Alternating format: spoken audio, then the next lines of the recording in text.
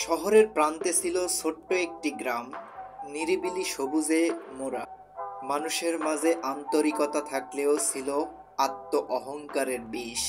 সেই গ্রামের স্কুল শিক্ষকতা করতেন হেমন্ত স্যার। অল্প বয়সে অনেক জ্ঞান অর্জন করেছিলেন, কিন্তু সেই জ্ঞানের সঙ্গে সঙ্গে তার মধ্যে গড়ে উঠেছিল এক অদৃশ্য দেয়াল। আমি ভুল করতেই পারি না। তিনি ছিলেন কঠোর শাসনের পক্ষে। ছাত্রদের ভুল দেখলে তিনি ভৎসনা করতেন, কখনো কখনো প্রকাশ্যে অপমানও করতেন।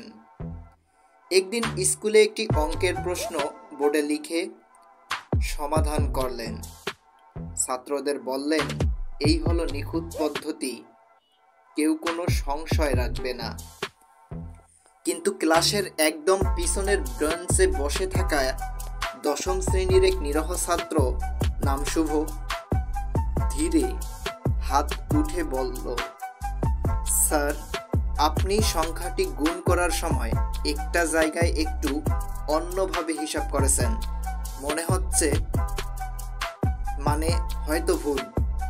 হেমন্ত স্যার, তুমি আমায় ভুল ধরাবে? আমি এই অঙ্ক গত 10 বছর ধরে পড়াই, আবার হিসেব করো। কিন্তু শুভ চুপ করে বোর্ডে গিয়ে নিজের খাতায় হিসাব দেখিয়ে দিল। সত্যি ছোট্ট একটা ভুল হয়েছিল। একটা সংখ্যায় গুণ করার সময় এক সংখ্যা এদিক সেদিক হয়ে গিয়েছিল। পুরো সমাধানটাই ভিন্ন ফলাফল দিয়েছিল। সবার চোখ হেমন্ত স্যারের দিকে। তিনি তখন চুপ।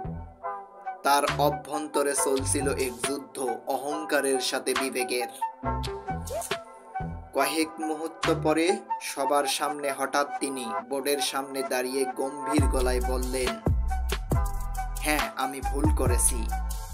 এই প্রথম নয়, হয়তো আরো অনেকবার করেছি, কিন্তু স্বীকার করিনি। আজ বুঝলাম, আমার ভুল স্বীকার করার মধ্যে অপমান নয়, বরং একটি শক্তির প্রকাশ। শুভ, তোমার ধৈর্য আর ভদ্রতা আমাকে শিক্ষা দিল। তারপর তিনি হাত বাড়িয়ে শুভর কাঁধে হাত রাখলেন। ভুল সবাই করে, কিন্তু সেটি মানার সাহস যার আছে, সেই প্রকৃত মানুষ। সেই দিনটা বদলে দিল স্কুলের পরিবেশ।